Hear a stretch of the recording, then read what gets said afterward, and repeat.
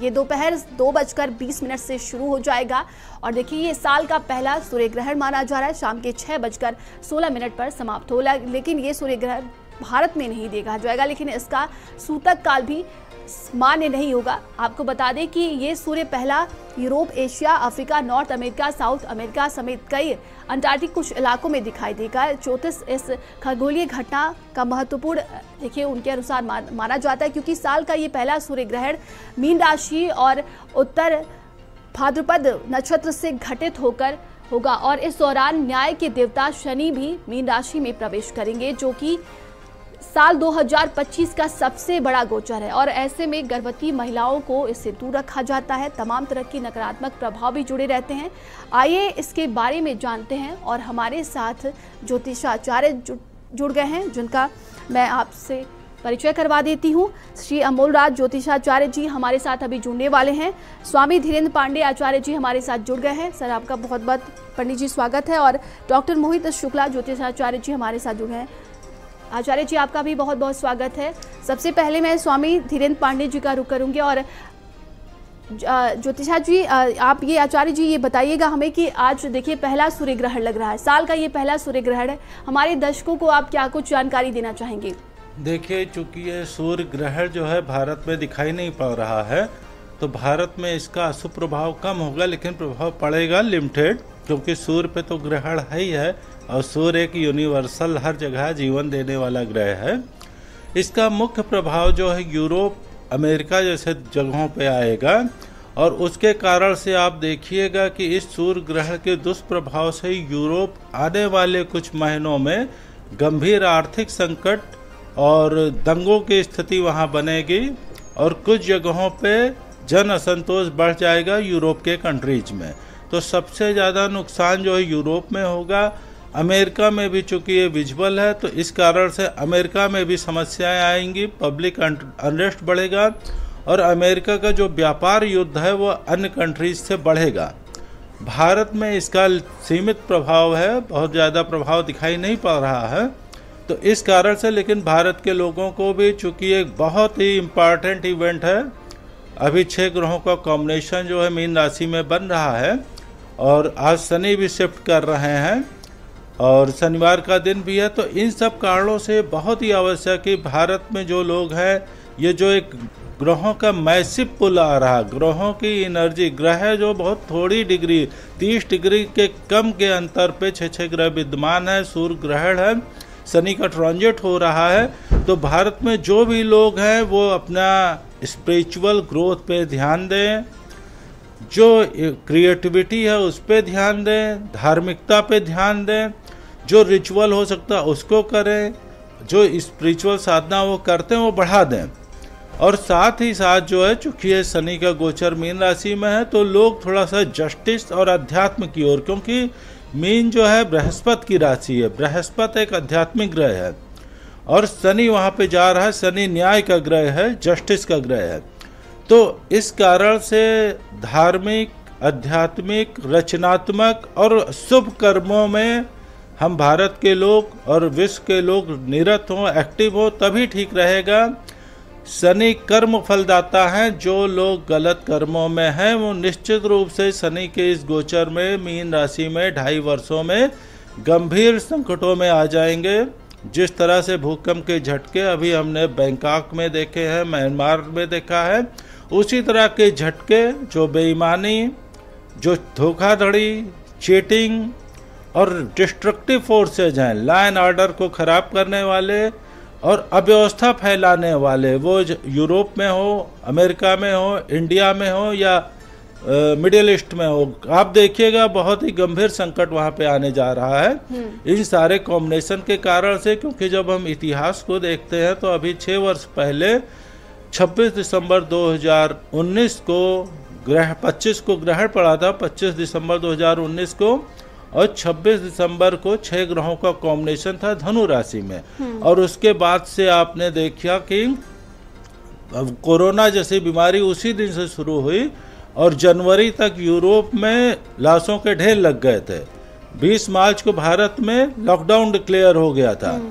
और अमेरिका जो एक सुपर पावर है, जहां का डाटा थोड़ा सा सही है, अमेरिका ने first world war, second world war और वियतनाम वार और जो 9/11 का 2001 में अटैक हुआ था आतंकवादियों का WTC पे, इन चारों में जितने अमेरिकी मारे गए हैं उससे ज्यादा अमेरिकी 26 दिसंबर 2019 को 6 ग्रहों के अलाइनमेंट और 25 दिसंबर 19 को ग्रहण के बाद पड़े अलाइनमेंट के कारण से उससे ज्यादा अमेरिकी मारे गए। ये अमेरिका का डाटा है। First world war, second world war, Vietnam वार और 9/11 का जो अटैक था, तो निश्चित रूप से बहुत ही मैसिव घटना है।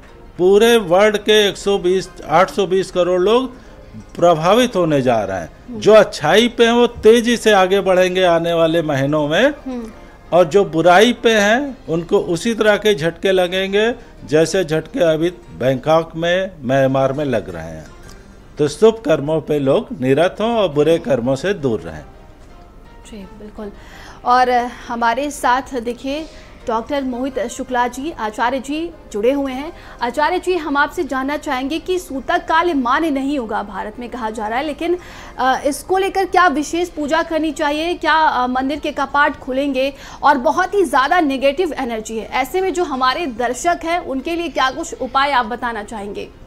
देखिए, सूतक काल जो है वो वहाँ पर मान्य होता है जहाँ ग्रहण पड़ता है। क्योंकि भारत पर इसका प्रभाव नहीं, इसलिए इसका प्रभाव नहीं पड़ रहा है। किंतु जो गर्भवती स्त्रियां हैं उनको विशेष सावधानी रखने की आवश्यकता है। वो कोशिश करें कि अधिक से अधिक घर में ही रहें, बाहर न निकलें, क्योंकि जो नकारात्मक शक्तियाँ हैं उनका प्रभाव जो है वो संपूर्ण पृथ्वी पर पड़ता है, इसमें कोई संदेह नहीं है। और ये नकारात्मक शक्तियाँ जो हैं वो इतनी प्रभावशाली होती कि बड़े से बड़ी सकारात्मक शक्तियों को भी परास्त तो नहीं कर सकती मगर हिला सकती। तो इसलिए उनके लिए मेरा विशेष सुझाव है कि वो उनको ज़्यादा तो कुछ नहीं करना है, बस इतना करना है कि बाहर ना निकलें और भगवान का नाम स्मरण लेते रहें, मंत्र का जप करते रहें। और ओम संग शनिश्चराय नमः, ओम घृणी सूर्याय नमः, ओम नमो भगवते वासुदेवाय और ओम भूर्भुवा स्वाहा तत्सवितुर्वरेण्यम भर्गो देवस्व धीमहि धियो यो न प्रचोदयात्। गायत्री मंत्र का जप करें, जिससे मस्तिष्क में, मन में या गर्भ में पल रहे शिशु के ऊपर कोई नकारात्मक प्रभाव ना पड़े, उसकी बुद्धि पर, विकास पर कोई प्रभाव ना पड़े और सद्बुद्धि उसको प्राप्त हो। और इसके साथ में अगर फिर भी उनको कोई भय आशंका लगे तो महामृत्युंजय मंत्र का जप भी कर सकते हैं। ओम त्र्यंबकम यजामहे सुगंधिम पुष्टिवर्धनम उर्वारुकमिव बंधनान्मृत्योर्मुक्षीयमामृतात्।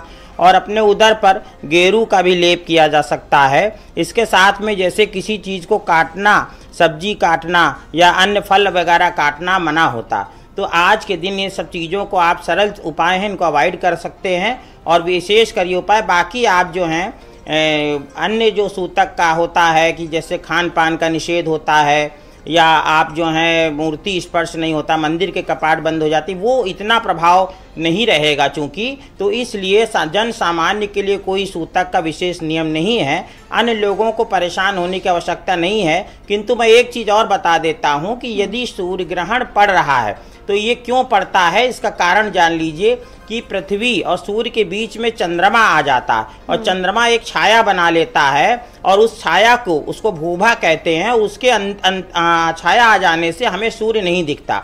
और हर अमावस्या को ही हमेशा, चूंकि सूर्य, हर अमावस्या को सूर्य ग्रहण क्यों नहीं पड़ता, क्योंकि सर का मान जब शून्य हो जाएगा, सर माने तीर, एक सीधी रेखा में जब ये तीनों ग्रह होंगे तभी पड़ेगा। और हर अमावस को ऐसा नहीं होता, थोड़ा चंद्रमा ऊपर नीचे हो जाता, इसकी वजह से नहीं होता। और ये तीनों एक सीध में आ गए हैं आज के दिन। तो इसलिए केवल पृथ्वी की हमारी भौगोलिक स्थिति की वजह से, क्योंकि अमेरिका पीछे, भारत इधर है, इसकी वजह से हमें दृश्य नहीं हो रहा है, मगर पृथ्वी पर ग्रहण पड़ रहा है। और सभी लोग मंत्र जप, जो मैंने मंत्र बताए हैं, इनका लाभ हर कोई उठा सकता है। अपने इष्ट देव के मंत्र का आप जप कर सकते हैं, आप संध्या कर सकते हैं, ईश्वर स्मरण कर सकते हैं। मंत्र सिद्धि से आप इसका अद्भुत फल और सकारात्मक ऊर्जाओं को अपने अंतर मन में धारण कर सकते हैं, जिसका लाभ आपको वर्ष भर और अधिक, जो नया वर्ष आने वाला है उस पर विशेषकर आपको लाभ मिलेगा। ये हिंदू संवत्सर से नया वर्ष नवरात्रि से प्रारंभ होता है और उसमें पूरे वर्ष भर आपको उसका लाभ मिलेगा यदि आप इसमें कोई मंत्र सिद्धि करते, मंत्रों का जप करते। बिल्कुल। और हमारे बीच देखिए श्री अमोल राज जी, आचार्य जी जुड़ गए हैं। आपका बहुत बहुत स्वागत है आचार्य जी। हम आपसे ये जानना चाहेंगे कि देखिए कहा जा रहा है कि इस पूरे अगर में देखा जाए जो ग्रहण लगा हुआ है तो कई लोगों की साढ़े साती जो है शुरू हो रही है और कई लोगों की साढ़े साती समाप्त हो रही है। ऐसे में किन किन राशियों पर क्या क्या प्रभाव पड़ रहा है, जरा हमारे दर्शकों को बताइएगा। देखिए, साढ़े साती मीन राशि में पड़ रही है। इसका मतलब ये है कि कुंभ राशि जिन लोगों की है उन लोगों के लिए उन लोगों के लिए साढ़े साती का मध्यम चरण शुरू हो चुका है। जिन लोगों की मीन राशि है उन लोगों के लिए शुरू हुआ है साढ़े साती, और जिन लोगों का मेष राशि है उनके लिए शुरू हुआ है। जिन लोगों का कुंभ है उनका अंतिम चरण है, और जिन लोगों का मीन राशि है उनका मध्यम चरण है। तो सबसे पहले तो ये जान लेते हैं कि शनि की साढ़े साती होती क्या है। शनि की साढ़े साती होती है कि जिस राशि में भी चंद्रमा आपकी कुंडली में होता है, यदि उस राशि में या उससे एक राशि पहले या उससे एक राशि बाद शनि का गोचर होता है तो उसे साढ़े साती कहते हैं। अब साढ़े साती तो शुरू हो रही है मीन राशि में, और कुंभ वालों की ख़त्म हो रही है, परंतु इसी के साथ साथ धनु की और सिंह लग्न की जिनकी कुंडलियां, जिनकी सिंह राशि की और धनु राशि की कुंडलियां हैं, उनके में ढैया भी शुरू हो रही है। तो सिर्फ साढ़े साती का ही इसमें महत्व नहीं है, ढैया का भी महत्व है। तो अब जानते हैं कि किस किस राशि पे क्या क्या फ़र्क पड़ेगा। तो सबसे पहले अगर हम बात करें मेष राशि की, तो मेष का स्वामी मंगल होता है। मेष में शुरुआत हो रही है इसकी साढ़े साती की। तो क्योंकि मंगल जो है, मंगल और शनि नैसर्गिक रूप से एक दूसरे के प्रतिकारक ग्रह हैं, तो ऐसे में क्या होता है कि जो मंगल की राशि वाले लोग होते हैं उन लोगों को बहुत अधिक तबीयत खराब होने का सामना करना पड़ता है। आत्मविश्वास में कमी होती है, साहस में कमी होती है, उनका मन इधर उधर भाग सकता है, बहुत अधिक भागने का रहेगा, और थोड़ा सा उन्हें अब थोड़ा सा पराक्रम की उनमें कमी आएगी, थोड़ा सा डर आएगा, अननोन डर जिसे बोलते हैं, अननोन फियर। तो उसके लिए क्या उपाय कर सकते हैं? एक बहुत बढ़िया उपाय ये है कि एक पीपल का पेड़ जहाँ कहीं भी आपके घर के आसपास हो उसको स्पर्श करें। सूर्योदय से ठीक पहले उठ जाएं, उठ करके पीपल के पेड़ के ऊपर, पीपल के वृक्ष के ऊपर जल चढ़ाएं, तो उससे पिपलाद ऋषि की कृपा भी होगी और साढ़े साती का असर भी काफ़ी कम हो जाएगा। फिर आते हैं वृष राशि पे। तो वृष राशि में बहुत ही सकारात्मक रिजल्ट देने वाला है शनि का। जिन लोगों की वृष राशि है उनके लिए तो बहुत ही ज़्यादा अच्छा समय आने वाला है। ये सूर्य ग्रहण भी बहुत अच्छा उनके लिए दिखने वाला है। खैर थोड़ी बहुत नेगेटिविटी तो रहेगी, जैसा कि डॉक्टर मोहित शुक्ला ने बताया कि थोड़ी बहुत नेगेटिविटी तो रहेगी, क्योंकि सूर्य ग्रहण है। जब सूर्य अस्त हो जाएगा या सूर्य में ग्रहण पड़ जाएगा, सूर्य अपनी ऊर्जा नहीं दे पाएगा, तो ऑब्वियसली थोड़ा सा समस्याएं तो आएंगी। लेकिन वृषभ राशि के लिए बहुत अच्छा है। तो जिन लोगों के वृषभ लग्न है, जिन लोगों की वृषभ राशि है, उनके लिए तो खैर काफ़ी कुछ अच्छा है। वृषभ लग्न वाले लोग जिनकी साढ़े साती स्टार्ट हो रही है, शुरू हो रही है, उनके लिए तो ये मान लीजिए कि कर्मफलदाता शनि उनके लिए बहुत कुछ देने वाले हैं। भूमि में वृद्धि होगी, वाणी बहुत सुंदर हो जाएगी, धन संचय में वृद्धि होगी, यानी कि जो बैंक बैलेंस है वो बहुत बढ़िया वाला बढ़ जाएगा। फिर तीसरे नंबर पे बात कर लेते हैं मिथुन। थोड़ा सा इनके लिए समस्या आएगी। मिथुन राशि वालों को थोड़ा पराक्रम की कमी इसमें महसूस होगी, मेहनत ज़्यादा करनी पड़ेगी, फल थोड़ा कम मिलेगा। साथ में ही शायद उनके जो छोटे भाई बहन और मामा, इन लोगों से इनकी थोड़ी सी अनबन हो सकती है, तो थोड़ा ध्यान रखें कि इन लोगों से अपनी मतलब मैनेज करके चलें।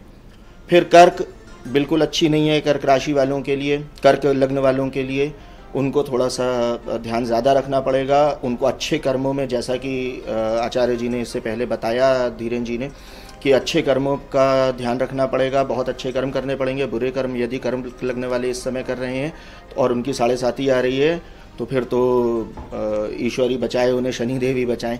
तो ऐसे में ये बहुत बढ़िया तरीका इनके कर्क लग्न वालों के लिए ये है कि जैसे कर्क लग्न वालों का देखा गया, इन्हें रात में जगना बड़ा पसंद होता है, तो ये लोग रात में ना जगें। कर्क लग्न वाले अब रात में ना जगें, सुबह उठें, सुबह उठ करके सूर्य को अर्घ्य दे सकते हैं।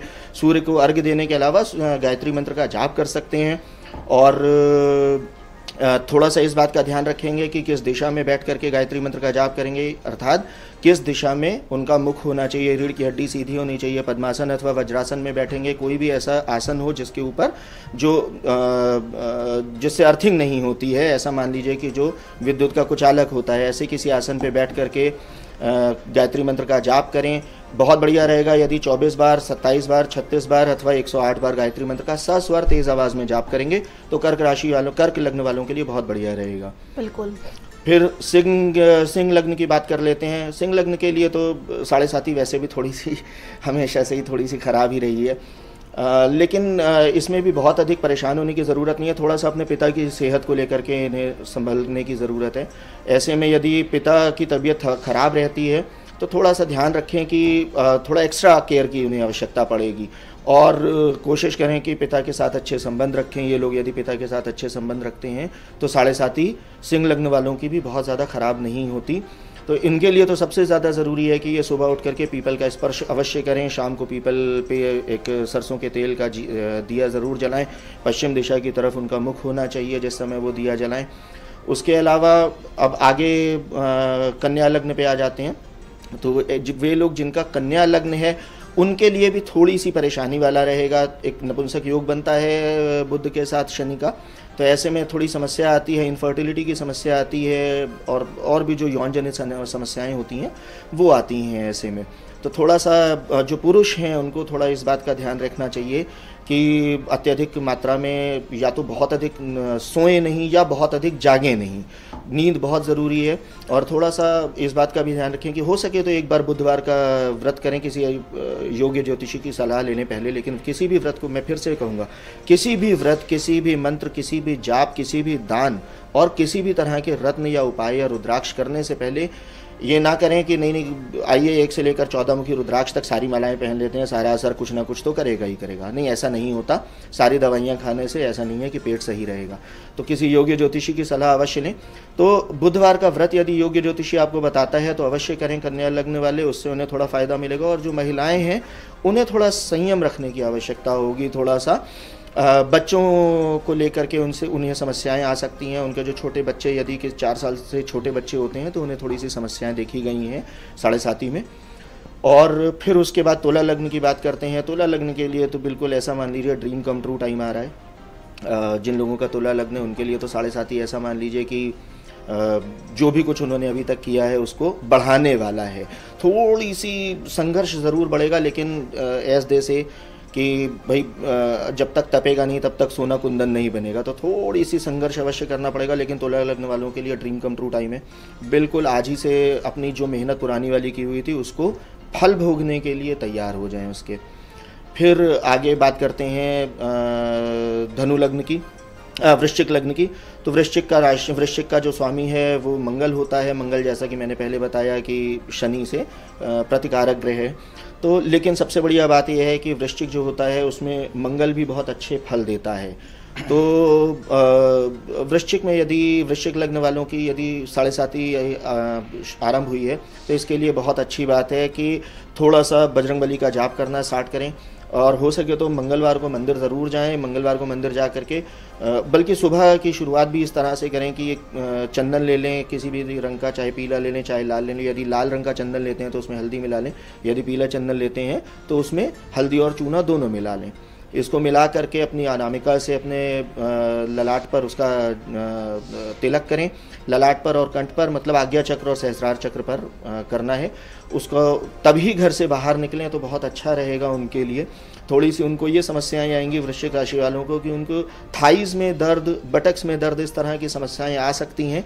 इसके अतिरिक्त वृश्चिक राशि वालों को वृश्चिक लग्न वालों को देखा गया है कि 7.5 में बहुत अधिक पढ़ने लिखने का मन करने लग जाता है। लेकिन एक समस्या ये आती है कि अधिकतर देखा गया है कि इनमें पढ़ना लिखना तो वो शुरू करते हैं परंतु किसी गुरु के बिना शुरू कर देते हैं। तो यदि वो बिना गुरु के शुरू करेंगे तो थोड़ी समस्या ज़्यादा आएगी, यानी कि अंधविश्वास में पड़ जाएंगे, गलत तरह से पढ़ाई करेंगे, जो कोर्स में है उससे अलग हट करके उनका मन भागेगा। वो मतलब सपोज़ वो कुछ ऐसा पढ़ रहे हैं कि केमिस्ट्री पढ़ रहे हैं, मान लीजिए नीट की प्रिपरेशन कर रहे हैं, केमिस्ट्री पढ़ रहे हैं आज या बायो पढ़ रहे हैं, तो जिस समय पढ़ रहे हैं, पढ़ते पढ़ते उनका मन अचानक से किसी और चीज़ पे चला जाएगा और उसके बाद वो उस चीज़ की पढ़ाई, ऐसा नहीं कि कुछ गलत पढ़ना शुरू कर देंगे, लेकिन वो चीज़ जो इररेलेवेंट है वो चीज़ें पढ़ना शुरू कर देते हैं। तो वृश्चिक राशि वालों को थोड़ा सा संयम की आवश्यकता है, धैर्य की आवश्यकता है, ध्यान की आवश्यकता है। थोड़ा ध्यान लगा करके यदि पढ़ाई करेंगे और ध्यान रखेंगे तो वृश्चिक लग्न वालों के लिए भी 7.5 बहुत अच्छी रहेगी। इसके बाद बात करते हैं धनु की। तो धनु क्योंकि जो शनि का गोचर है वो बृहस्पति की राशि मीन में है, मीन जल तत्व राशि है, और धनु जो है वो अग्नि तत्व राशि है। तो जाहिर सी बात है कि थोड़ा सा उन्हें लेथार्जी फील होगी, आलस्य फील होगा, थोड़ा सा परेशान होंगे, थोड़ा नींद ज़्यादा आनी शुरू हो जाएगी उन्हें ऐसा लगेगा कि भाई एनर्जी की कमी है। तो वो जल्दी जल्दी अपना सुबह उठ करके जल्दी से नहा धो करके पढ़ने बैठें और अपने काम करने बैठें। जो भी उन्होंने प्लान किया है उन प्लान्स को अभी उनके फलीभूत होने का समय नहीं आया है जी।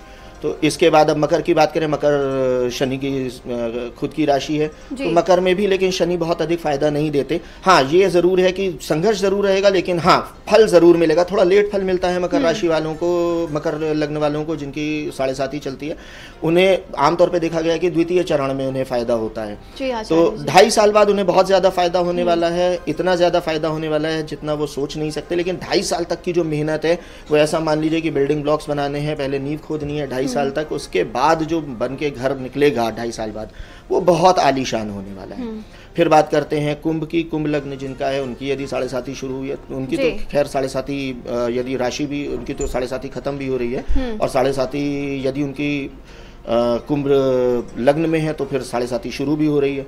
तो इनके लिए बहुत फायदे का समय होता है। लेकिन इस बात का जरूर ध्यान रखना, जैसा कि आचार्य धीरेन जी ने बताया कि कर्मों का ध्यान रखेंगे। यदि शनि ने देखा कि आपके कर्म खराब हैं तो फिर आपको कोई नहीं बचा सकता। शनि की दृष्टि से स्वयं महादेव तक नहीं बच पाए थे, राम नहीं बच पाए, कोई नहीं बचता शनि की दृष्टि से। तो यदि अच्छे कर्म नहीं करेंगे तो बहुत समस्याएं आएंगी। मकर राशि वालों के लिए, कुंभ लग्न वालों के लिए तो ये है कि उन्हें अच्छे कर्मों पे ध्यान देना चाहिए, थोड़ा सा जप दान धर्म सब कुछ करना चाहिए। अब बात करेंगे जी अच्छे कर्मों का ध्यान देना चाहिए, और शनिवार का दिन है, ऐसे में विशेष पूजा पाठ भी करने की ज़रूरत है। और भी हमारे आचार्य जुड़े हुए हैं। धीरेन जी, आपका रुख करते हैं। और आपने इसके पहले जिक्र किया था कि प्राकृतिक आपदाओं की बात करते हैं जो कि देखने को भी मिल रहा है। म्यांमार और बैंकॉक में देखिए किस तरीके से भूकंप के तेज झटके आए हैं।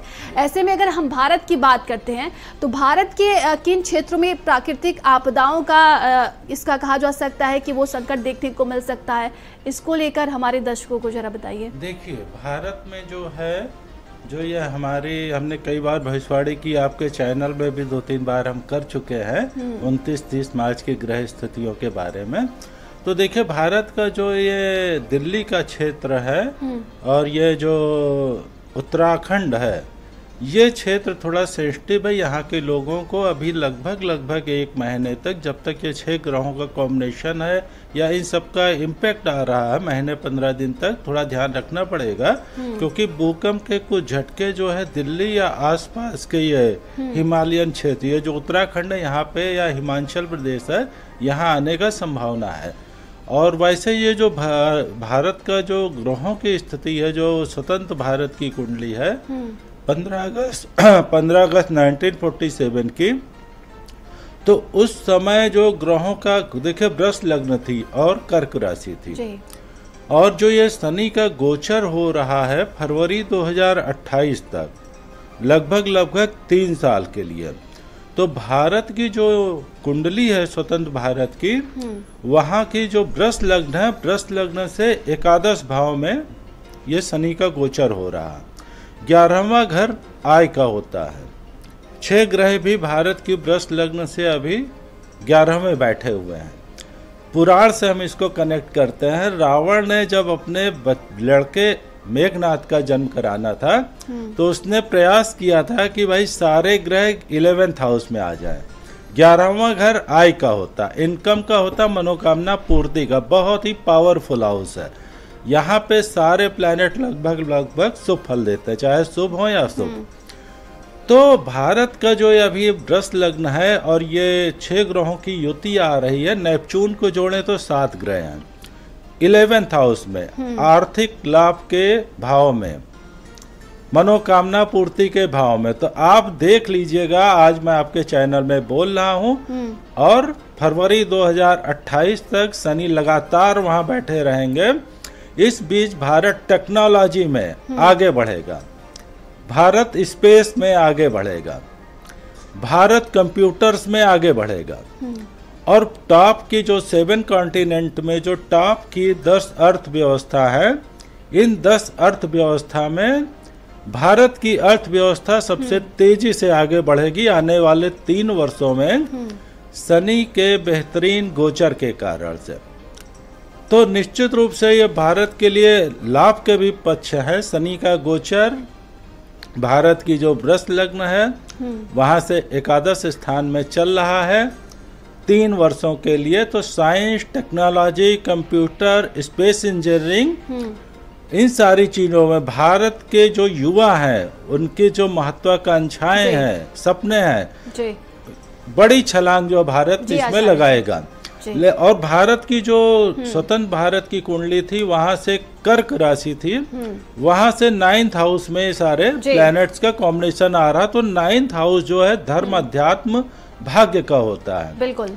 तो शनि यहाँ पे रहेंगे लगभग 3 वर्ष तक। तो भारत में जो सच्चे आध्यात्मिक लोग हैं और तमाम जो हैं देखने को मिल सकती है। भारत की अगर बात करते हैं तो आधुनिक तरीके से वो आगे बढ़ेगा और सनातन धर्म भी स्प्रेड होगा। लेकिन जो सच्चे लोग हैं, धर्म अध्यात्म में जो नए ढंग से काम कर रहे हैं, अच्छा काम कर रहे हैं, विश्व कल्याण की भावना, मानव कल्याण की भावना से कर रहे हैं।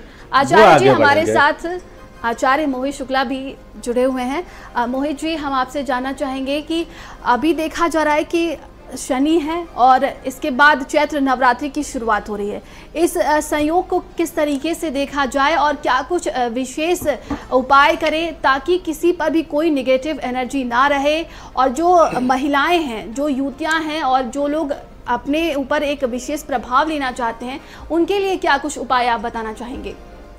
देखिए, जो नया हमारा वर्ष प्रारंभ हो रहा है, जैसा आपने पूछा, और इस समय जो शनि का राशि परिवर्तन हो रहा है, इन सबको कंक्लूड अगर कर दिया जाए, एक में मिला दिया जाए, और ये जो ग्रहण भी पड़ा है, तो इस सारी चीज़ों का अगर आप देखिए तो शनि न्याय के ग्रह, बृहस्पति के घर में जब शनि प्रवेश कर रहे हैं तो शनि जो है देवगुरु बृहस्पति के घर में अशुभ फल नहीं देते। इसीलिए जो आप देखिए कि सरसों का तेल का दीपक अभी जब राशिफल आचार्य जी बता रहे थे तो उन्होंने कहा कि इसका उपाय जो है भी आप कर सकते हैं जो अशुभ प्रभाव जिन राशियों पर पड़ रहा है। तो उसमें एक बड़ा पॉपुलर जो है उपाय है कि लोग सरसों का तेल का दीपक पीपल के वृक्ष के नीचे रखते हैं। तो पीपल का वृक्ष जो है वो बृहस्पति का प्रतीक है और शनि जो का प्रतीक क्या है? सरसों के तेल का दीपक। तो जब बृहस्पति के वृक्ष के नीचे, पीपल के नीचे आप रखते हैं तो शनि की अशुभता का नाश हो जाता है। अब आप देखिए मीन राशि बृहस्पति की राशि, उसमें जब शनि प्रवेश कर रहे हैं तो कितनी अशुभता जो है,